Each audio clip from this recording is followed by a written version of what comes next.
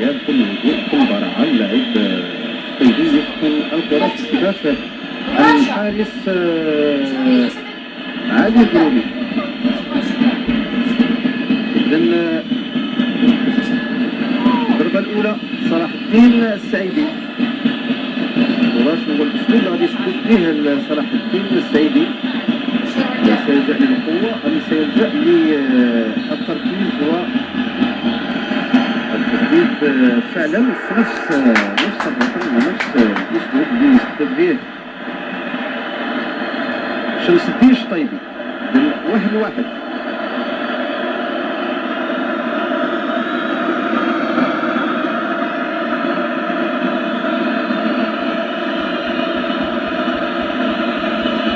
التغطية الثانية للرجاء ودعوات الجماهير ديال فريق الجيش الملكي للحارس المدروني ودعوات جماهير الرجاء للاعب محسن متولي هو اللي غادي ينفذ الركنية او عفوا الضربة الثانية الترجيحة الثانية. كروس مش في النهاية سجل الترجيح امام فريق الوداد البيضاوي بين متولي وبكل براعه في الركن الايسر. كانت محاوله للمتابعه من علي القروني لان كل كره كانت مركزه من جانب محسن متولي.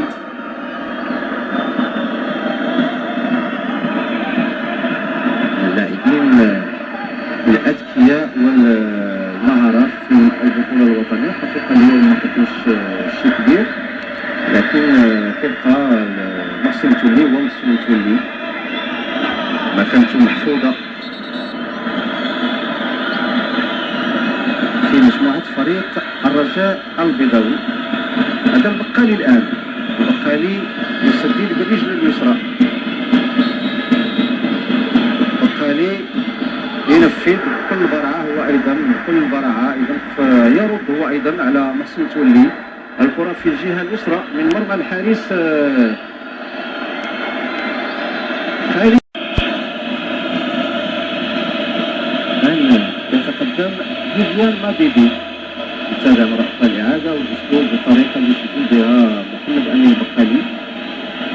الضربة الثانية قروني يتزوج مع فيفيان مابيدي، هذا لاعب ديال جمهورية افريقيا الوسطى. فيفيان مابيدي يتقدم ويسجل بكل روعة واذا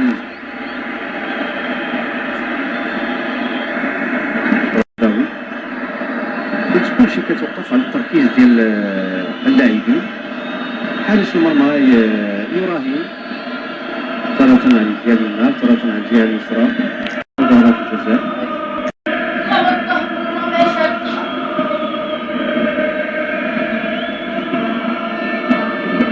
يونس حمال من سيفوز بهذه يونس حمال سجل في القسم الجديدي يسجل بكل براعة هو أيضا بكل براعة لا سجل الأهداف بكل فريق.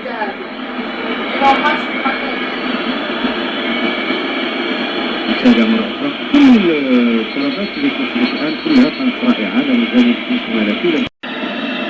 حمزة هو اللي غادي يسدد ضربة الترجيح البيضاوي. أعتقد في لحظة من اللحظات أنه سيكون أسعد لاعب هذه الأمسية بتسجيل الهدف، لكن الهدف كان من تسلل ولم تدور فرحته سوى ثواني قليلة.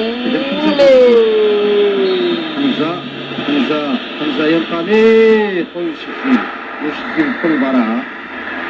الضربة الرابعة ربما الجمهور ديال فريق الجيش الملكي كان راهن على التأثر ديال حمزة بوسوق بذلك الهدف المرفوض، لكن هيهات فحمزة بوسوق كان ثابت في التسديدة ديالو سجلها بكل براعة. الضربة الرابعة بالنسبة للقنيطري يراهن العسكري على احد الركنين شديد ويسكين، فعلا كانت المراهنه ديالو في محلها، لكن الكره كانت مركزه من جانب ياسين الكردي. اذا 4-4 و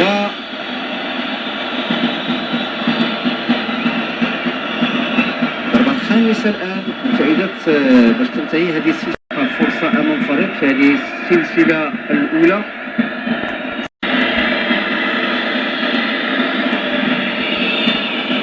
هو اللاعب اللي غادي يسدد هو الصالحي. بكل هدوء بكل رزانه يوصل الكره للركن الايمن لمرمى الحارس علي البروني. اذا هناك تبقى مقتسمه مشتركه، اما خالد عسكري يهدي اللقب لفريق الرجاء البيضاوي،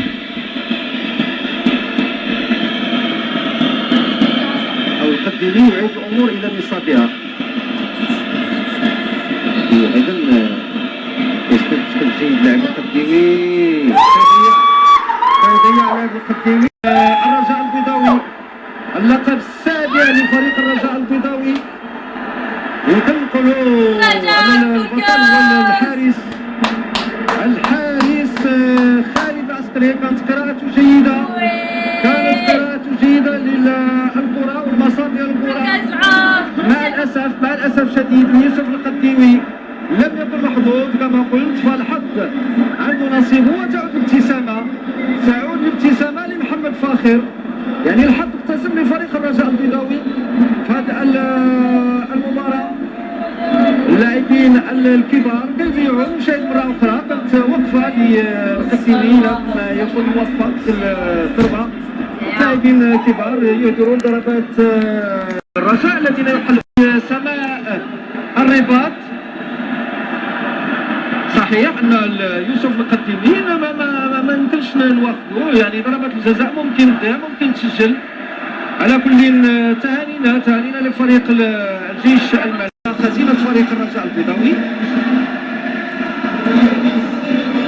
ذلك على حساب فريق طويلي وفريق الجيش الملكي. السمو الملكي الامير الجليل مولاي رشيد سيتفضل الان بتتويج الفرق الفائزه، اقول الفريقين، وشباب الصنفره لدى السيدات.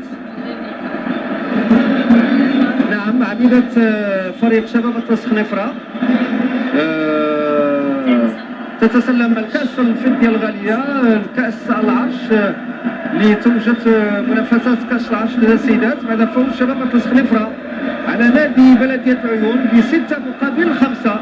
الآن أمين الرباطي كيجي دوره. أمين الرباطي الآن يتسلم من يدي صاحب السمو الملكي الأمير جليل مولاي رشيد الكأس الفضية، وفريق الرجاء البيضاوي يفوز باللقب السابع في مشواره، لقب كأس العرش. هنيئا لفريق الرجاء البيضاوي، وهنيئا لفريق الجيش الملكي، وهنيئا لشباب الصنفره، وهنيئا لنادي بلدية العيون. فرحة كبيرة لفريق الرجاء اللي قدم ما يلزم في مباراة نهائية كتكون كلها حسابات تكتيكية كلها، انما الحظ ايضا ابتسم لفريق الرجاء البيضاوي، والحظ هو جزء من اللعبة من مباريات كرة القدم. ويغادر صاحب السمو الملكي الامير الجليل مولاي رشيد المجمع الامير مولاي عبد الله بعد ان ترأس سموه هذا العرس الكروي الكبير، نهاية كأس العرش لموسم 2011-2012 الملكي.